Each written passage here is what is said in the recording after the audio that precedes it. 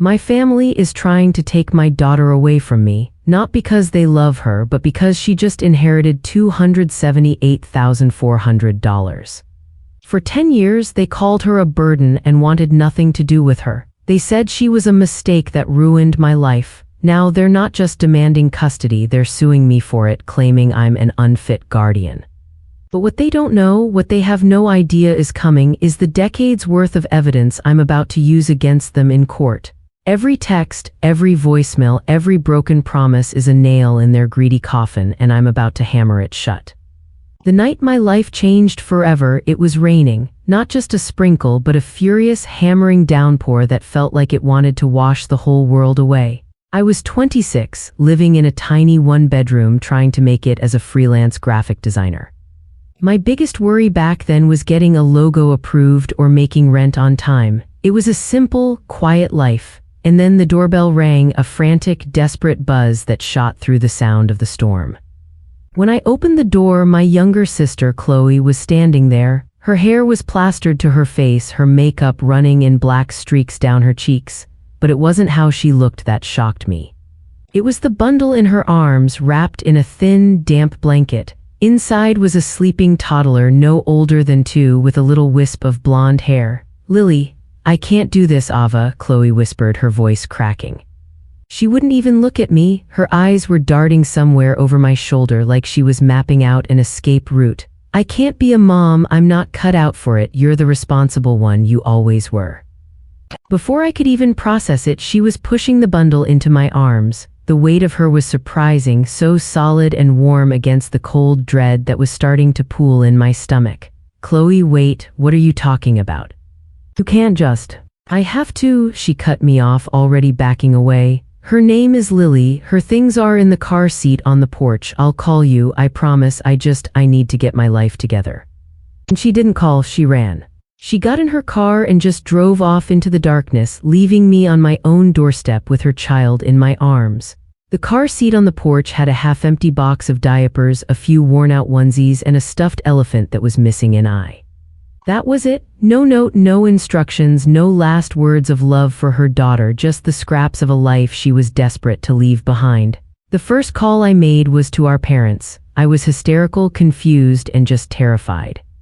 Lily had woken up and was crying, her little body trembling. I had no idea how to comfort her. I didn't know what she ate, what scared her, or what her favorite cartoon was. "Mom," I cried into the phone. Chloe just left her. She left the baby here and drove off. What do I do? There was a long silence on the other end. I could hear my dad's muffled voice in the background, then my mother's voice came through, cold and distant. "Ava, calm down. Chloe is just overwhelmed. She needs a little space." "Space, Mom?" She abandoned her daughter on my doorstep in a storm. "This isn't needing space. This is something else." "Don't be so dramatic," she snapped. "You know how Chloe is. She's sensitive. You need to be the strong one. Just handle it for a few days. She'll come around." But a few days turned into a week turned into a month. My calls to Chloe went straight to voicemail. My texts were left on read. When I called my parents, their tone went from dismissive to just plain annoyed. "She's your sister's responsibility, Ava," my father said, his voice sharp with impatience. "You shouldn't have taken the child in. You should have called social services." "She's my niece," I shot back, my voice shaking. "She's your granddaughter. How can you even say that?" "We're retired," my mother chimed in. "We raised our children. We're not about to start over with a toddler. Chloe made this mess, and by keeping her, you're just enabling her. It's your burden now." That word just hung there long after I hung up. Burden asterisk. That's what they saw when they looked at this perfect little girl. Not family, not their own flesh and blood, but a problem, an inconvenience. The first year was a total blur of sleepless nights and financial panic. My freelance work took a nosedive. I lost clients who weren't patient with my new, chaotic schedule. I had to sell my car just to make ends meet.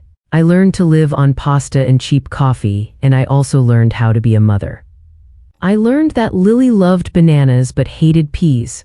I learned that the vacuum cleaner terrified her, but she'd giggle for hours if I made silly faces. I learned the difference between her cry for "I'm hungry" and her cry for "I need a hug." I kept trying with my family. For Lily's third birthday, I sent an invitation to my parents and to Chloe, whose new address I'd managed to get from a cousin. I only got one text back from my mom: "We're busy that weekend." Besides, celebrating it just encourages the situation. Chloe is trying to move on with her life. They were erasing her, just pretending she didn't exist. My sister, the golden child who could do no wrong, was getting a free pass to start over while I was stuck cleaning up the mess. The anger was like a cold, hard stone in my chest. But then I'd look at Lily and she'd wrap her tiny arms around my neck and call me Ava Mama, and the anger would just melt away.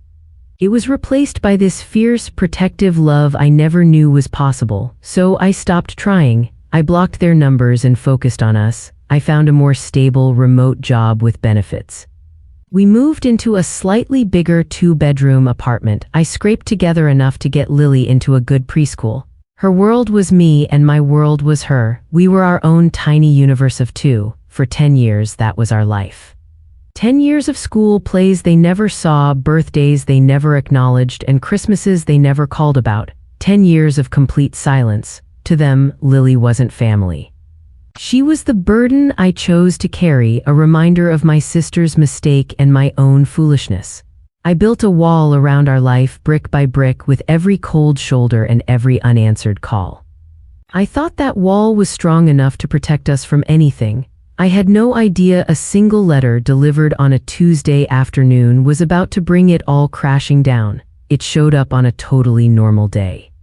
The sun was shining, Lily was at school, and I was on a conference call arguing about some new ad campaign. I grabbed the mail on my way back from getting coffee, sorting through the usual bills and junk, and then I saw it. A thick, cream-colored envelope. The return address was a law firm I'd never heard of in a city I'd never been to. My first thought was, this has to be a mistake, or maybe some really elaborate junk mail. I tossed it on the kitchen counter and tried to get back to work, but I could feel it staring at me. During a break, I finally gave in. My hands were shaking a little as I sliced it open with a butter knife. Inside was a letter on the same expensive paper and a business card for an Arthur Vance, attorney at law. The letter was full of dense legal jargon, but I scanned through it until I found the part that made my blood run cold. It mentioned my sister Chloe, it mentioned a man named Mark Renshaw, and it mentioned a child born on Lily's exact birthday. My mind started racing. I vaguely remembered Chloe talking about a Mark years ago, way before Lily was born. It was a brief whirlwind thing that ended as fast as it started. Chloe had called him a free spirit, some artist with no money, a fun but forgettable fling. Apparently, he was more than that. The letter went on. It said that Mr. Mark Renshaw had passed away 2 months ago after a long fight with cancer. Before he died, he'd spent his last year trying to find the child he'd only just found out he had. He hired a private investigator. And that investigator found Lily. He found us. My heart was pounding against my ribs. He knew about her. He was looking for her. The letter explained that Mr. Renshaw, it turned out, wasn't the broke artist Chloe had described. His family was wealthy, and even though he'd been estranged from them, a reconciliation before he died had left him with a pretty big inheritance of his own. An inheritance he had left entirely to the daughter he never got to meet. I scrolled down to the bottom of the page, my eyes scanning for the number, and there it was. A legal trust established in Lily's name to be managed by her legal guardian, Ava. The total amount: $278,400, $200 and $78,400. I had to sit down. I read the letter again and then a third time, thinking the numbers would change. They didn't. This wasn't a dream, this was real. This money, this was life-changing. It was a college education. It was a down payment on a house, a real home with a backyard for Lily. It was a safety net, a kind of security I had only ever dreamed of giving her. It was freedom from the constant, nagging money anxiety that had been my shadow for a decade. The first thing I felt was this dizzying, overwhelming relief.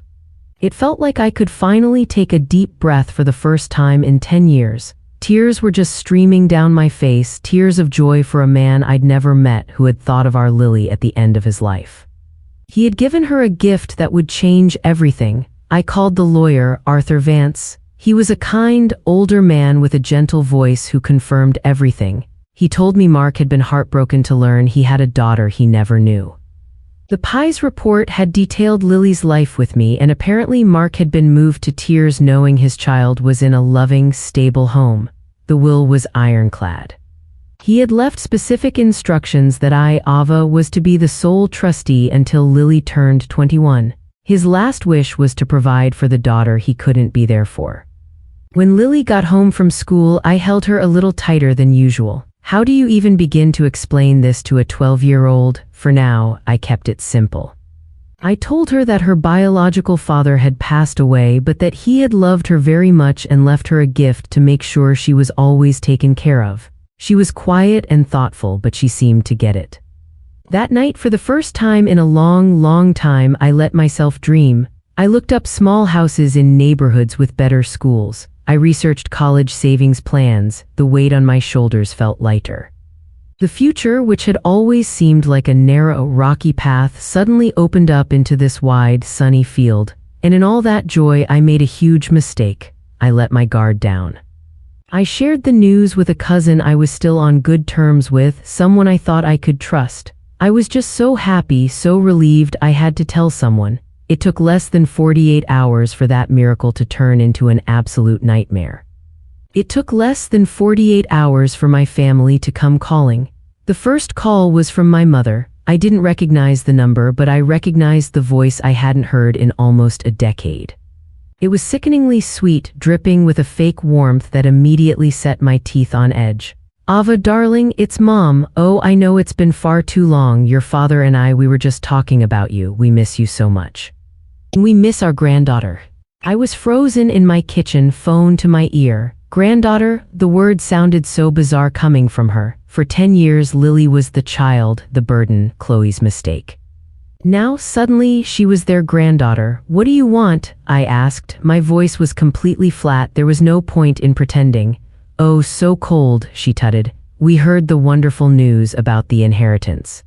We are so thrilled for Lily, and for you, of course. Handling all of that must be just so overwhelming. And there it was, my cousin, of course. I'm handling it fine, I said.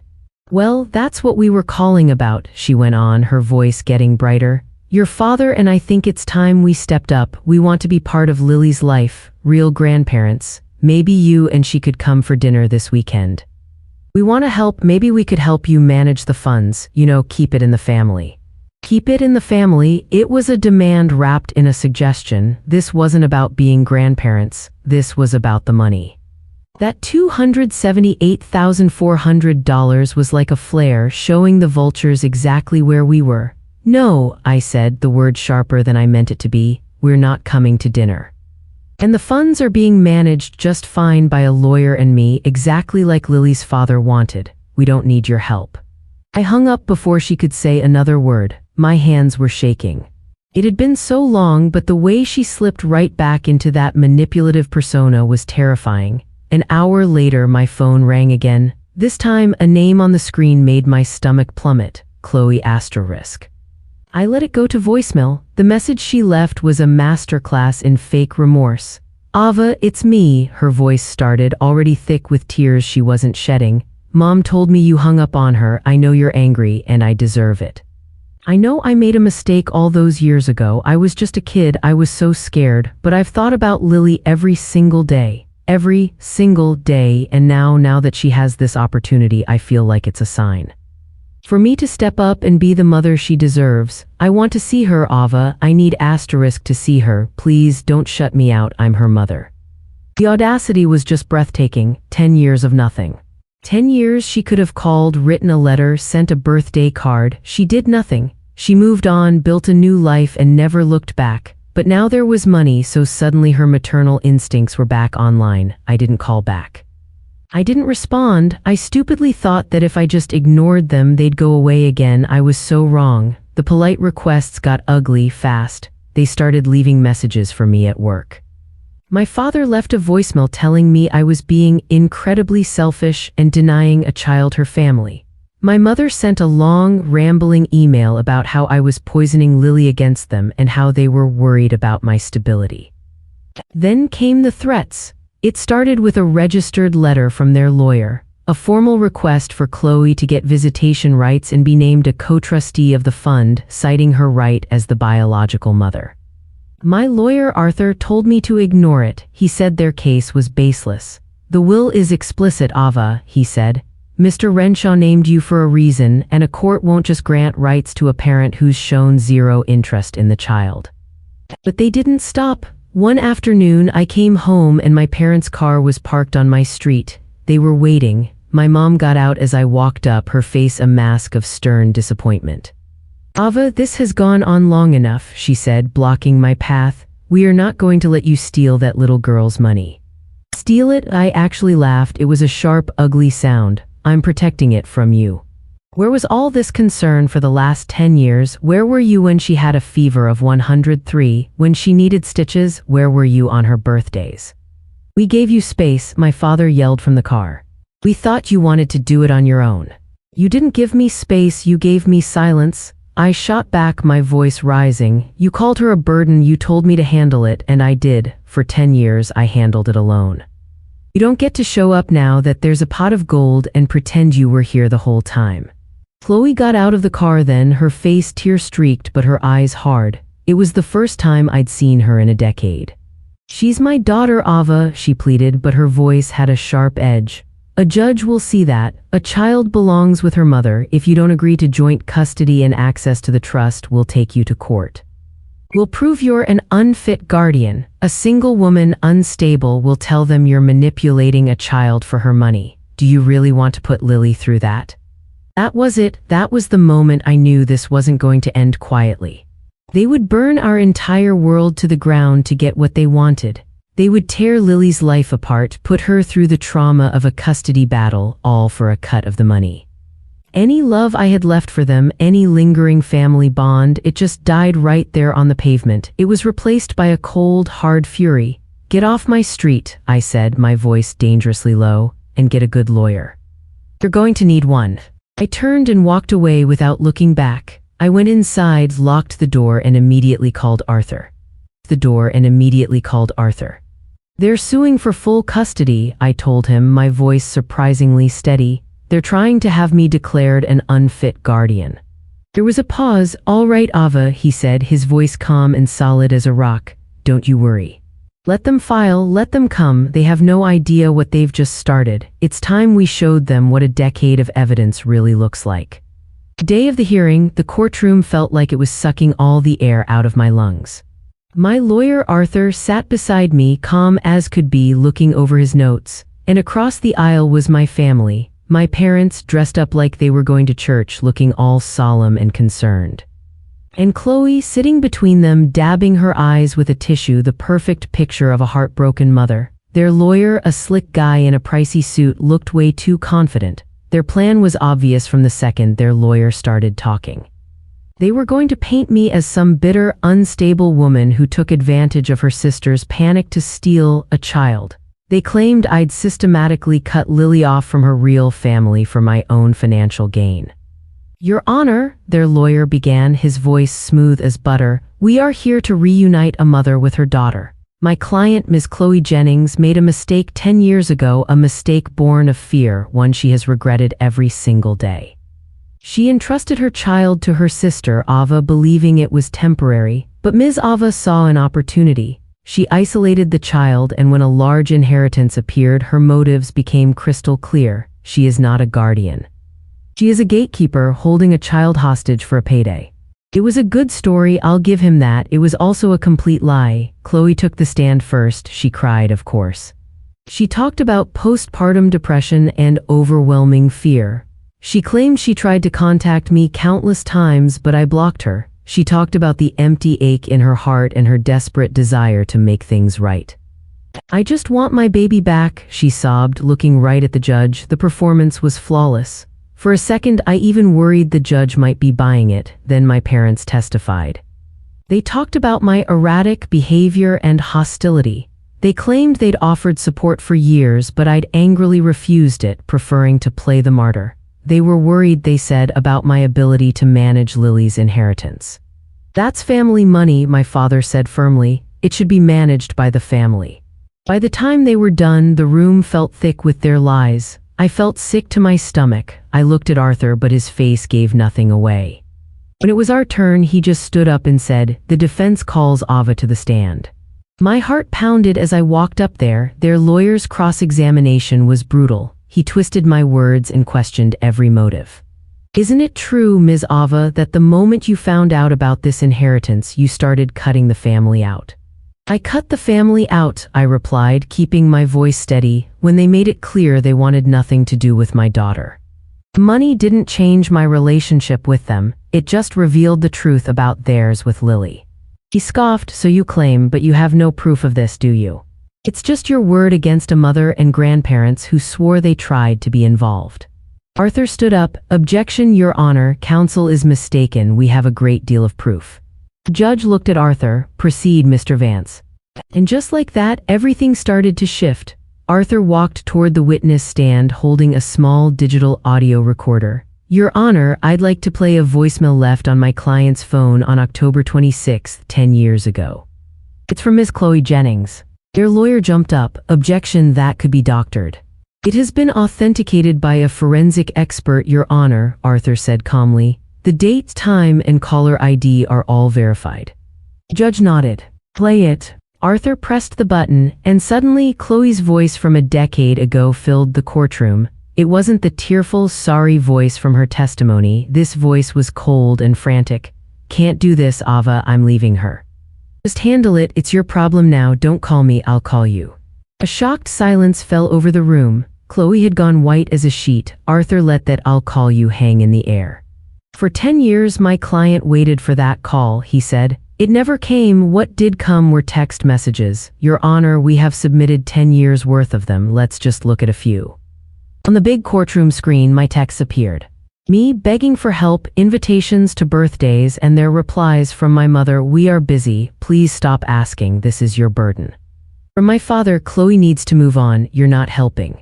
From Chloe, a year after she left, after I sent her a picture of Lily on her 3rd birthday, "Please lose this number." Click, click, click. Each message Arthur showed was another brick in the wall they had built between themselves and a child. Each word tore down the fantasy they had just built on the stand, but Arthur wasn't finished. "Your Honor, they claim my client is an unfit guardian. We have report cards from every single year of Lily's school showing she's a straight-A student. We have letters from her teachers, her pediatrician, and our neighbors, all saying she is a happy, healthy, well-adjusted child loved by the only parent she has ever known." He paused, letting that sink in. "But there's one more piece of evidence, the final piece. It comes from the man whose money started all of this, Mr. Mark Renshaw." He pulled a sealed envelope from his briefcase. "When Mr. Renshaw learned he had a daughter, he hired a PI. That investigator did more than find Lily. He spent 2 months observing her life. He documented school pickups, trips to the park, and most interestingly, the complete and total absence of the people sitting across this aisle. His final report to Mr. Renshaw concluded that Lily had one parent, Ava." Arthur opened the envelope. "This is a certified copy of Mark Renshaw's last will and testament. I'd like to read a specific clause added 1 week before his death, after he read the investigator's full report." He cleared his throat and read, "The entirety of the trust for my daughter Lily is to be placed under the sole and exclusive management of her aunt and legal guardian, Ava. It is my final wish that this money be used to provide my daughter with the life she deserves, protected by the only person who has shown her what it means to be family. Under no circumstances are the child's biological mother, Chloe Jennings, or the maternal grandparents to have any access to or control over these funds, as it is my firm belief that their interests do not lie with the well-being of my daughter." The words just echoed in the dead silent room, a voice from the grave delivering the final judgment. Chloe made a small, strangled sound. My mother's face was a mask of pure fury. My father just stared blankly like he couldn't process what had happened. Their lawyer sat down, totally defeated. He had nothing left. Arthur looked at me, and for the first time he smiled, a small, triumphant smile. We had done it. We had told the truth, and the truth was more than enough. The judge didn't need long. After a short recess, she came back, her face grim. She looked over at my family with deep disappointment in her eyes. I have reviewed the evidence, she began, her voice sharp, and frankly, in all my years on the bench, I have rarely seen a case so transparently motivated by greed. She looked right at Chloe. Ms. Jennings, you didn't make a mistake. You abandoned your child, you gave up your responsibilities as a parent, and for 10 years you made no real effort to fix that. Your sudden maternal feelings, timed so perfectly with a large inheritance, are not only suspect, they are insulting to the very idea of motherhood. Then she turned to my parents.